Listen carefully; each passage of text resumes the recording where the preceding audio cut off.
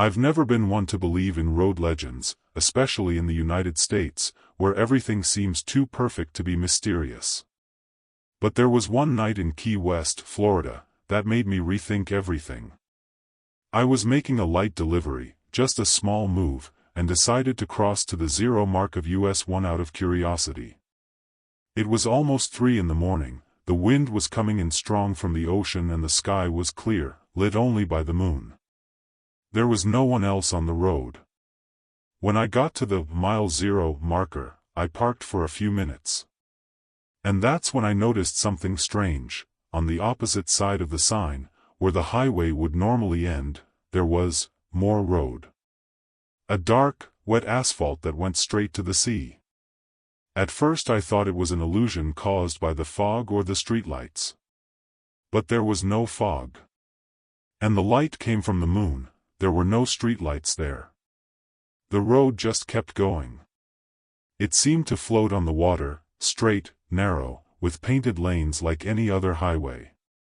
I looked at the GPS, nothing.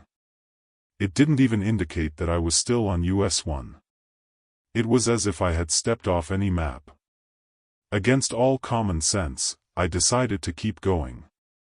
I passed the 0 mark and started driving on that phantom road. The water on both sides was perfectly still. No waves. No sound other than the truck's engine. The first few minutes were pure tension. I looked in the rearview mirror and saw only darkness. Ahead, the road continued straight ahead. At one point, I tried to stop and turn around. That's when I realized, the bridge I had come over, was no longer there. Just water. Nothing but the narrow road that now seemed suspended in the void. I stood still, trying to understand. I got out of the cabin with a flashlight and shone it behind me. It was as if the sea had swallowed everything. Not a pillar, not a sign of structure. I looked ahead and the road was still there, as if inviting me to continue. And against all logic, I continued. As I moved forward, I felt like I was passing through a space that didn't belong anywhere. The radio began to pick up a strange frequency, a static that gradually turned into instrumental music. Something soft, melancholic, with a melody that seemed to repeat itself in cycles. And at one point, I swear I heard my own voice, far in the background, whispering something I couldn't understand. I began to wonder if I was really awake. If this was real. But everything around me, the steering wheel in my hands, the cold sea air, the vibration of the engine, said I was. And yet, nothing made sense. The road continued for a few more kilometers. It was always the same pattern, perfect asphalt, no potholes, no signs, no curves. As if it had been built just for me. At a certain point, the radio stopped playing and there was absolute silence. No hiss, no background noise. I turned off the engine to listen better, and I realized that the truck was floating. Not literally, but that was the feeling. As if the wheels were not in real contact with anything. Everything around, the sky, the water, the horizon, it looked like a still painting. And in the depths of this silence, I heard a phrase. Clearly, as if someone was inside the cabin. You passed. Now remember. My heart started beating fast. I started the engine again, without even thinking, and accelerated. The road began to change. The asphalt became darker, more worn, with cracks that seemed to pulse under the headlights. It was as if the road itself was breathing. I began to see images to the sides, figures standing still in the water, as if watching me. They were static, faceless, like reflections that belonged to nothing. When I tried to look directly at one of them, it disappeared. But the feeling of being followed only grew stronger. And then, at a stretch where the road seemed to disappear into nothingness, something forced me to stop. The radio turned on by itself. And played a recording. It was my mother's voice. She died when I was 15. But there she was, saying my name like she used to do when she woke me up for school. Come on, it's late. And then there was silence. I got out of the truck. The sea around me was completely still, mirrored, reflecting the sky without distortion. It was like being between two worlds. And in front of me, the road ended. There was nothing left. Just a black, bottomless abyss. When I turned to go back, my truck was still there. But the road behind it, no. Instead of the bridge, there was only water. And the truck was floating on it, stopped. I started walking back and felt resistance in the air, as if something was trying to hold me there. But I went to the truck, got in, closed the door and yelled at myself to wake up. I started the engine again, and the road appeared again. As if it had always been there. As if you had let me go. I drove back without looking in the rearview mirror, with sweaty hands and a blank mind. When I got back to the 0 mark, I saw the normal road, cars passing by, people walking. Everything as it should be. But on the floor of the passenger seat, there was a map. Hand-drawn. And on it, just a road drawn, in the middle of the sea. I kept the map in the cabin drawer and never showed it to anyone again. Because I know that if someone really looked at it, they would see the same thing I did, a route that doesn't belong in this world. With coordinates that don't exist, strange symbols on the margins and, at the end of the road, a point marked with my name. I've tried to throw it away. I've burned it, torn it up, thrown it into the sea. But it always reappears. Sometimes folded inside the glove compartment. Other times, stuck behind the mirror. As if it were a reminder. Or an invitation.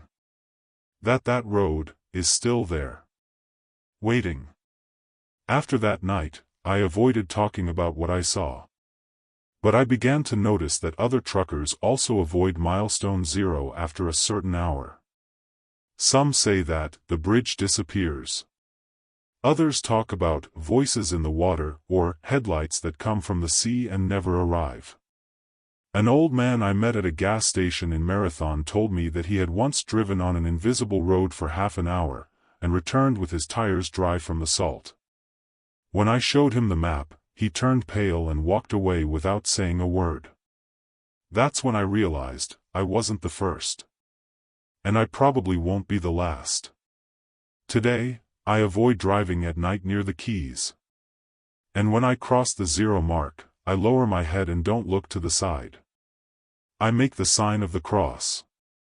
Not out of religion, but out of instinct. Because I know that the road can still appear. That it waits for the right time. Maybe it only reveals the way to those who carry something unfinished. A loss, a memory, an absence. Something that was left in the middle of the bridge and never came back. And if you see the asphalt stretching out over the sea when it shouldn't be there, keep going straight. Or turn around. But never stop. Because if you stop, it takes you. It takes your memory, your history, your direction. And when you try to go back, everything might be back in place. Except you. I usually avoid night routes through Appalachia. Those roads cutting through the mountains seem normal during the day, but when night falls, the mood changes. The silence weighs differently. And it was on one of those trips, going up the stretch between Tennessee and West Virginia, that something followed me. I was alone, pulling a light load, with the radio turned off because it only picked up static. The only light came from the headlights, cutting through the darkness of the dense forest on both sides. And then, after a sharp curve, I saw the first pair of eyes. Red, glowing from the edge of the ravine to the left. At first I thought it was the reflection of some animal, a raccoon, a deer, I don't know. But those eyes didn't move. They just stared. And they were very symmetrical, still, as if they were waiting for me. I drove by slowly, my heart already racing, and I noticed there were more. A second pair, then another. Always at the limit of the headlight's range. And the weirdest thing, they only moved when I blinked. As if they were taking advantage of the fractions of a second that my eyes closed to move. And they got closer and closer. Each blink, closer. I tried to force my eyes open, but it's impossible to keep them open for long without losing focus on the road.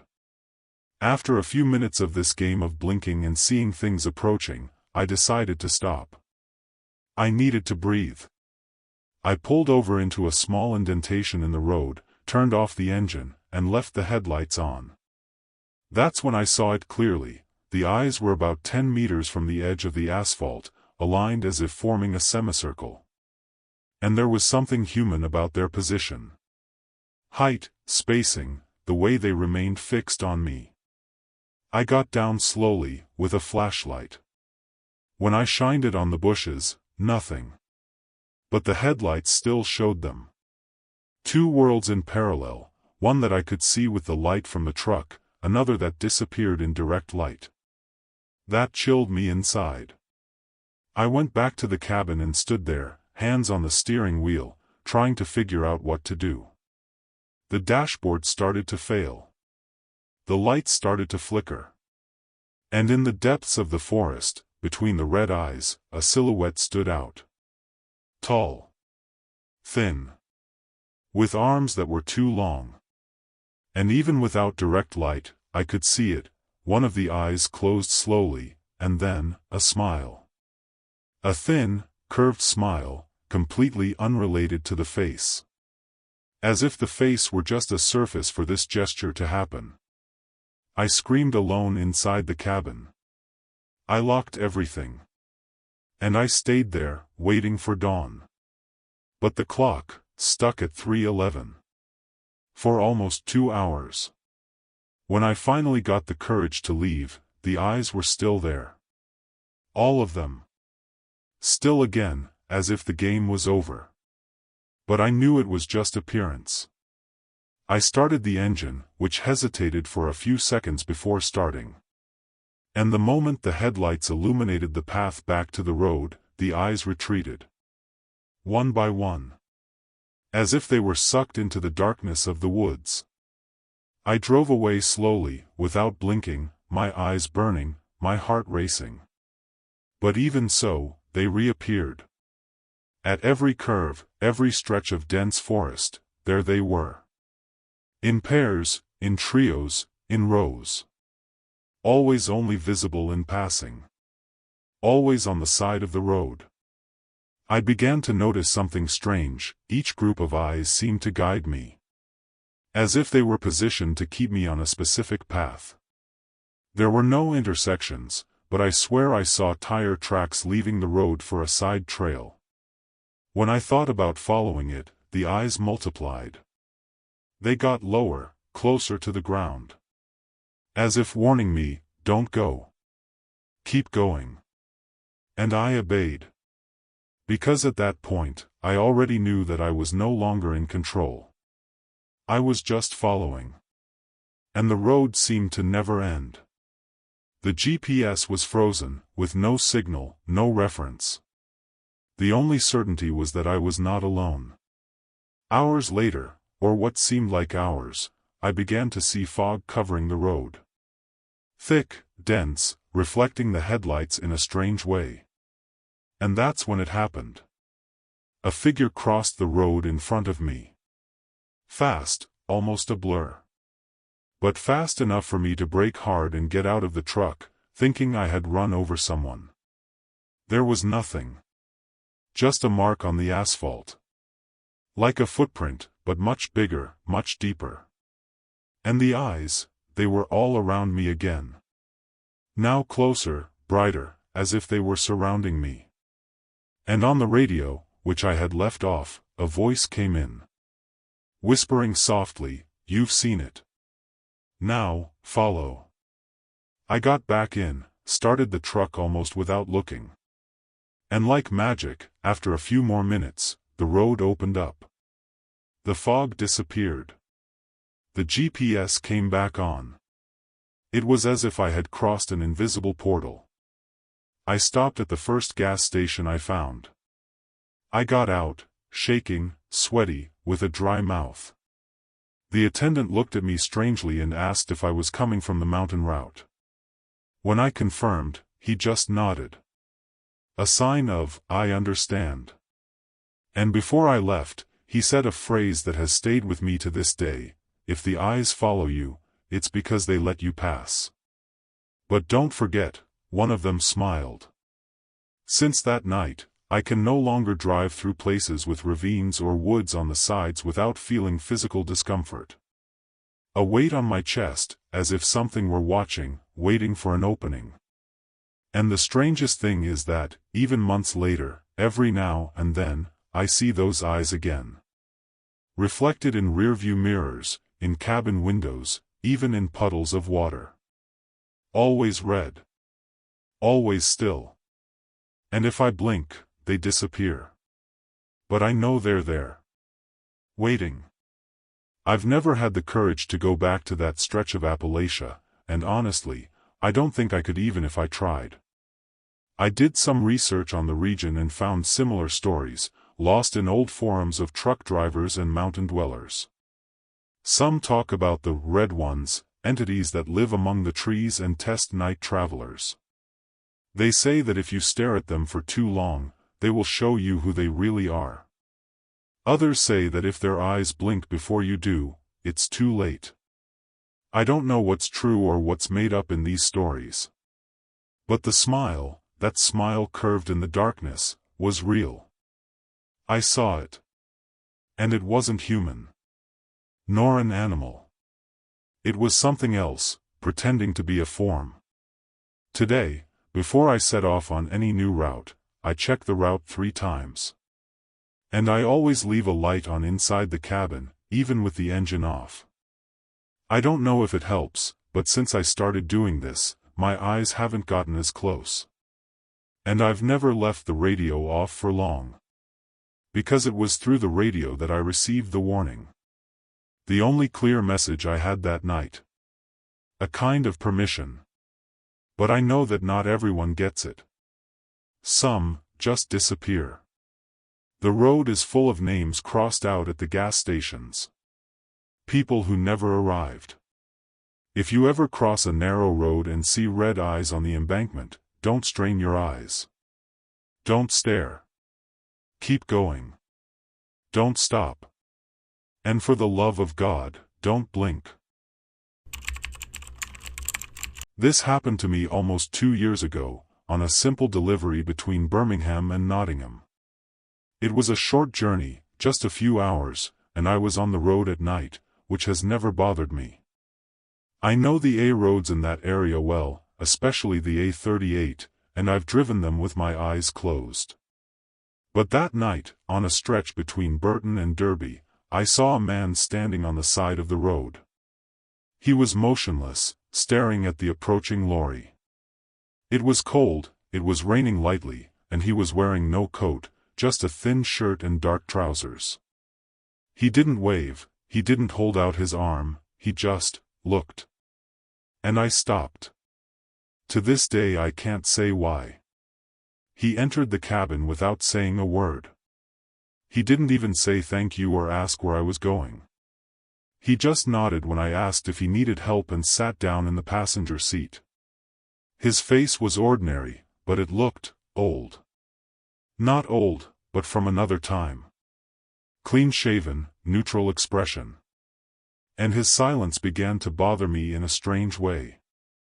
I tried to start a conversation a few times, to talk about the weather, the road, even the song playing on the radio. Nothing. No reaction. Not even a smile. He just looked ahead, as if he knew exactly where he was going. After about 20 minutes of driving, we came to a gentle curve between 2 patches of low-lying forest. When I turned the curve and looked to the side, he was gone. The door hadn't opened. The seatbelt was still loose, just as he'd left it. And on the seat, there was an old, folded piece of paper, damp around the edges. I picked it up with a trembling hand, opened it slowly, and almost threw it away in shock. Written on the paper, in a handwriting very similar to my mother's, was my complete address. Line by line. Zip code included. And the weirdest thing, the paper looked like it was years old. As if it had been kept for decades. I pulled the truck over at the next rest area and stood there for a while, trying to figure out what had happened. I couldn't call anyone, the signal had completely dropped out, which is rare in that area. Only later did I realize that the radio had stopped working, too. Not off, stopped. No sound, no static, no nothing. Like time had stopped for a few minutes. I looked back at the bench, hoping that maybe it had all been in my head. But the paper was still there. And now, it was folded again. Like someone had just done it while I was blinking. I got back on the road, trying to stay calm, but I kept looking at the passenger seat. I had the feeling that he was still there. As if he had left a present stuck to the seat, to the belt, in the air. The smell was different too. It wasn't the smell of rain or a closed cabin. It was something older, almost like paper stored in a wooden drawer. At every turn, I expected to see him again. At every intersection, I thought he would appear there, walking on the shoulder. And the worst thing was that he did. About 10 minutes later, stopped on the same side of the road, only on the other side. Looking at me the same way. I didn't stop this time. I accelerated, almost by instinct. I passed him quickly, and in the rearview mirror, I swear I saw his silhouette from behind, walking through the woods as if he had finished what he came to do. Which doesn't make sense, because I didn't do anything. I didn't say anything. I just gave him a ride. Even so, it seemed like he had gotten what he wanted. When I got to my destination, I delivered the cargo as usual. But the atmosphere inside the truck was still heavy. As if I had taken something with me. Something that he didn't let go of when he got out. The next day, I looked at the paper again. I thought about throwing it away, burning it, whatever. But before that, I decided to do some research. I put my address into Google Street View. And there, right in front of my house, standing on the sidewalk, there he was. Light shirt, dark pants, looking at the Google car camera. The image was old, at least 5 years old. But there he was. Frozen in front of my house. Expressionless. Not speaking. Just staring. I closed everything up right away and threw the paper in the trash. But he was back. 3 days later, folded exactly the same, on the truck seat. Since then, he's been showing up from time to time. He's never been in the cab again, but I've seen him parked on the side of the road, especially near that same curve. The A road seems to pull me to that spot, like a magnet. And every time I pass by there, the radio stops, the clock stops, and the air inside the cab gets thicker. I've changed trucks, changed routes, even tried to leave the country for a while. But he always comes back. Always to the same spot. Always changing. And always looking at me as if he knows something I don't yet understand. I started having dreams about him. Always the same, I'm driving down an empty road, everything is dark, and I see him on the shoulder of the road. But this time, he speaks. Just one sentence, "You took me. Now come back." And then I wake up, always sweating, with pain in my hands from clutching the sheets so tightly. I took this to a psychologist, thinking it could be stress or some repressed trauma. She listened carefully, but at the end of the session she asked me a question that stopped me in my tracks. Did you live in that house before you were born? I answered no, that my parents moved there when I was 3 years old. And she just said, then how did he have the address? Ever since then, I've had this question gnawing at my mind. If he didn't know me, how did he know where I would go back to? And if he did, who was he? I started looking back, going through old photos of the house, of my childhood, of neighbors. And in a forgotten album in my mother's basement, I found an old black and white photo taken in front of the house. It must have been from the 60s. But the man standing in the background, it was him. Same face. Same shirt. Same empty gaze. As if he had been waiting there forever. Today, I avoid talking about it. I only write now because I saw him again. Last week. Stopped at a point on the A38, close to where it all began. Only this time, he followed me with his eyes. He turned his head slowly when I passed. And he didn't disappear around the bend like before. He stayed there, stopped, looking at me in the mirror until the road turned. And I know he'll come back. That one day he'll get back into the cab. I just don't know what will happen when that happens. And the worst part is that, a part of me thinks he doesn't want to take me. He wants me to remember. But remember what? If you ever come across a man alone on an A road, who doesn't speak, who just stares, think twice before you stop. Because sometimes what he's carrying isn't a backpack. It's a destination. And sometimes, what he leaves on the bench, is just the beginning.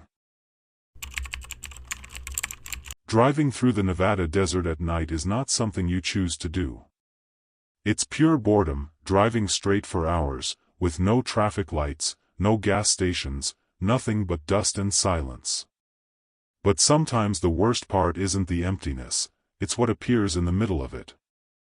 I had left Tonopah around midnight, with a full tank of gas and plans to sleep only when I got to Ely. Halfway there, I noticed a rather old sign indicating a rest area ahead. I had never seen that sign before, but I was tired. When I arrived, it looked like a normal rest stop. Large, with room for trucks, bathrooms, snack machines. Except, everything seemed very well maintained. As if it had been recently built. Too clean. I parked and got out to stretch my legs. There were at least 6 trucks in the lot, all lined up perfectly. But there was something strange about them.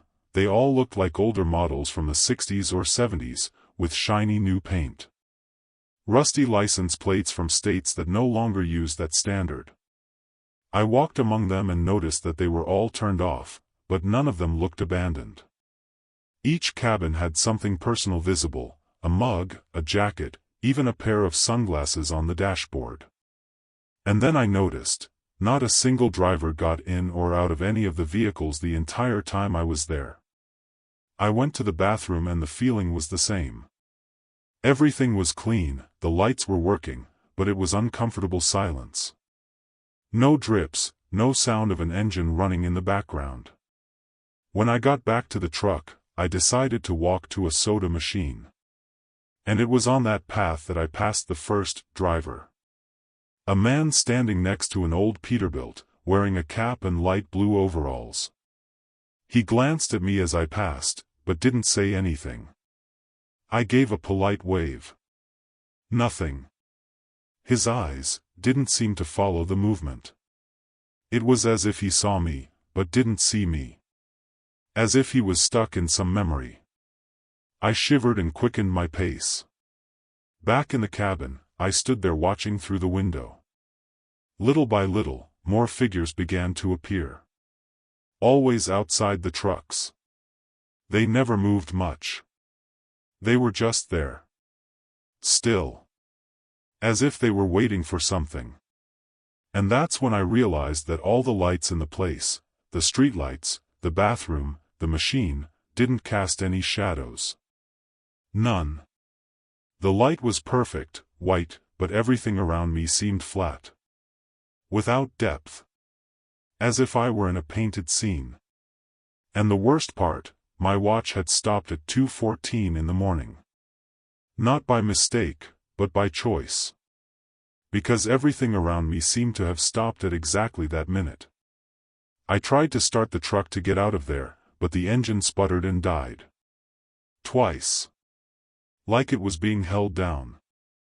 I checked the dashboard, everything looked normal. Fuel level, temperature, lights, all fine. But it just wouldn't start. As I tried, I saw one of the drivers slowly pass in front of my truck. He didn't look inside, didn't react to the light from the headlights. He just walked along as if he were following an old routine that had been repeated for decades. And behind him came two others. They seemed to be coming out of a mist I hadn't seen before, coming from the dry desert ground. A mist that moved like exhaust fumes. I opened the window and shouted, "Hey! Is everything okay in there?" Nothing. No reaction.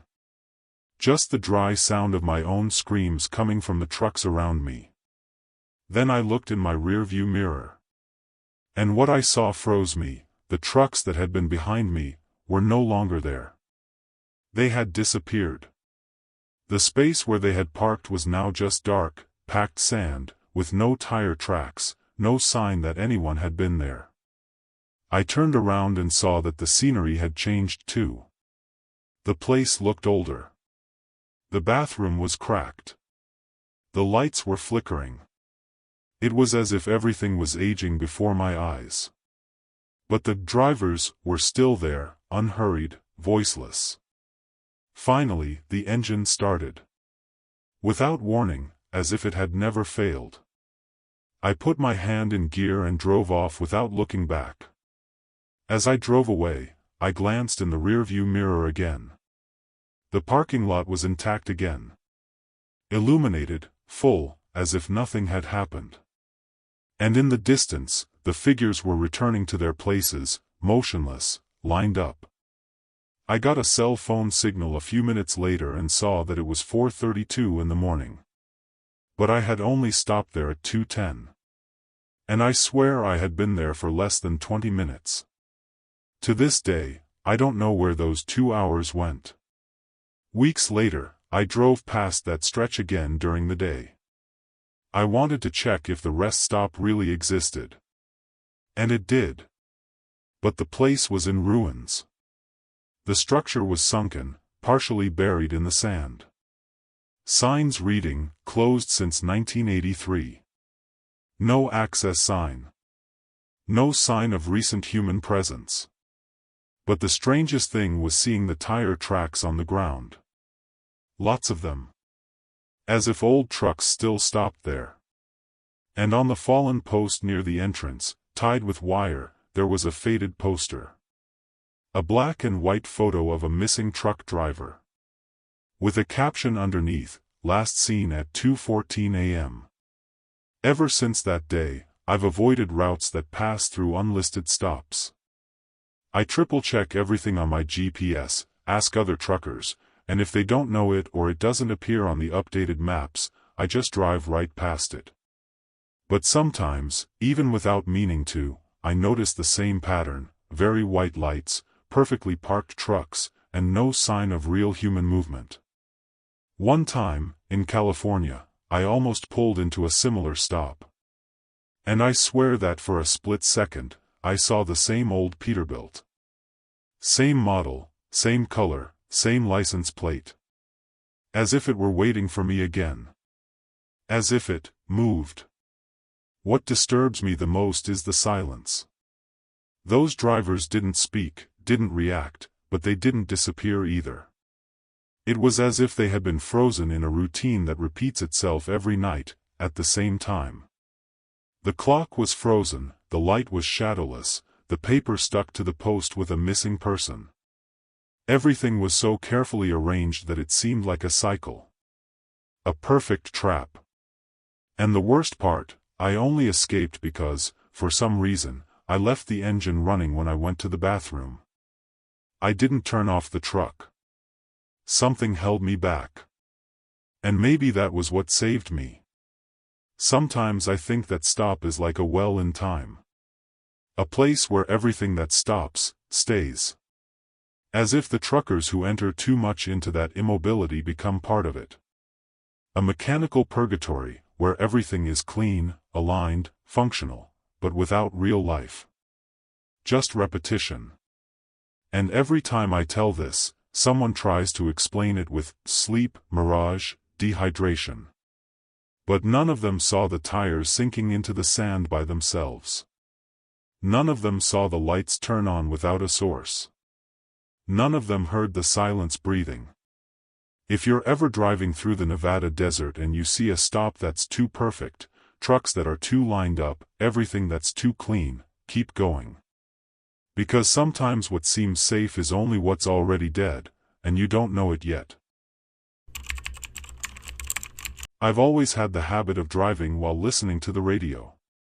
Especially when I cross Ontario at night. The roads are long, straight and surrounded by woods on both sides, and the radio helps keep my head on straight. On one of these trips, coming back from Thunder Bay to Toronto, I started tuning into random stations because the signal was unstable. I picked up a calm song, a bit folky. It sounded like an old recording, but with a clean sound. I let it play. It played all the way through, without commercials, without a break, and then another one in the same style came on. It was all very calm, but too repetitive.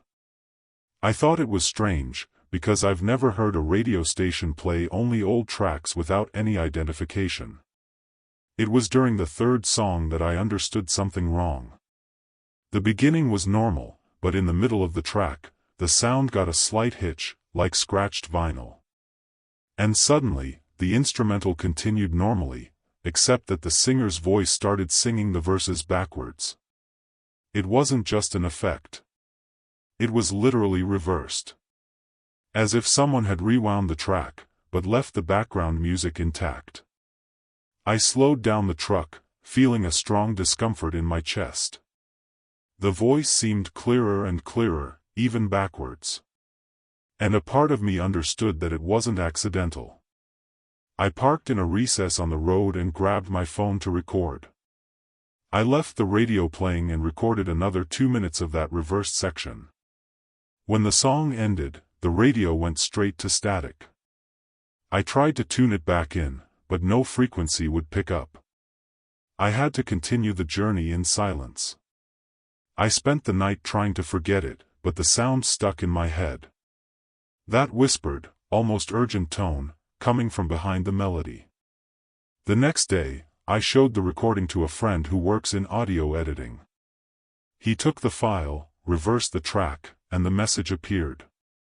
Clear. Cold. A male voice said, "Stop before you reach marker 404. I was paralyzed. Because that very night, I had passed that marker.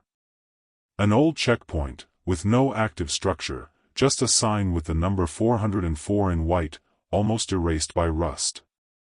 I didn't pay attention. I just drove straight on. But now, with that message, I was left wondering, what would have happened if I had stopped? Or worse, what happened because I hadn't stopped? Since then, I haven't been able to drive through that stretch without remembering the voice. Or listen to the radio without thinking that maybe another message is hidden in the middle of the song. A few weeks later, I tried to go back along that same stretch, this time during the day, with the goal of finding the 404 sign again. But the strange thing is that it was no longer there. I drove around for over an hour trying to find the exact spot. I marked the location where I remembered having stopped on the GPS, and nothing. The road seemed normal, with no markers. I stopped at a gas station in Sudbury and asked one of the older attendants about the signs. He looked at me for a few seconds, as if weighing his words, and then simply said, "Some places don't want to be found twice." Since then, my relationship with the radio has changed completely. Every time I drive, I keep the volume low and listen for any distortions. And they happened again. On other routes, other nights, other songs. Always with small glitches, strange repetitions, and sometimes, that same voice. Never the same, but always similar. I recorded it 3 more times and sent it to the same friend to analyze. One of the messages said, "You crossed the line." Another, "Not yours to remember." And the last one, which kept me awake for days, he heard it too. He didn't stop. As if they were parts of the same conversation, only spread out in time. I looked at trucker forums, especially those who travel through northern Canada, and found some similar stories. People talked about radios picking up frequencies that don't exist, inverted messages, sounds that only appear when you're alone. One of them, in an old post, said that he crossed the 404 marker in 1998 and saw an abandoned cabin with the radio playing, the same song I heard. When he got closer, he saw someone sitting inside, but when he got closer, all there was the radio, on and repeating the same track over and over. The user never posted again after that. Today, I avoid traveling at night in that area. Not because I'm afraid of the road, but because of what I can hear on it. Because it seems that, in certain stretches, time doubles. The road becomes a ribbon, and the music that plays warns us. But we never understand at the right moment. Only later. When it's too late. And even then, I still have the radio on, as if a part of me wants to hear it again. Maybe because deep down, I want to know what happens if someone stops before marker 404. Or worse, if someone has already stopped. There was a night, months later, when I tried to relive the entire journey. It was like an obsession. I wanted to understand. I returned alone along the same highway, at the same time. I tuned into all the radio stations, one by one, until I caught that melody again. Only this time, it started backwards from the beginning. There was no normal part. Just the voice, slow, deep, repeating the same message, "Stop before you reach marker 404. And in the background, a kind of noise, as if someone was crying slowly. My blood ran cold. I was just a few kilometers from the point where I remembered the sign. And this time, I stopped. I got out of the truck. The road was empty, completely silent. No wind, no headlights from another car, no animals. Just me and the invisible marker. I stood there for a while, waiting for something to happen. Nothing. That's when I heard the radio inside the cabin turning on by itself. I ran back. And instead of music, it was a recording of my own voice. A snippet of an audio I had sent months before to my friend, talking about the first time I heard the song in reverse. Only the voice wasn't really mine. There was something wrong with the tone, as if it were me, older. Or less alive. Since then, I haven't gone back that way. I changed my route, my truck, even my radio. But sometimes, even on different roads, the frequency reappears. A song that starts out normal and folds in on itself. A familiar melody that never ends. And each time, the message changes. Small variations, as if someone were guiding me or preparing me. And more, I'm certain that one day I'll return to the exact point where it all began. Not because I want to. But because the road calls me. If you ever hear a song that's too common, on an empty road, and it starts to sound wrong, turn it off. Don't try to understand it. Don't rewind it. Because sometimes, the warning is only for those who can still do something. And other times, it's just to confirm that you've gone too far. And no one else can hear you.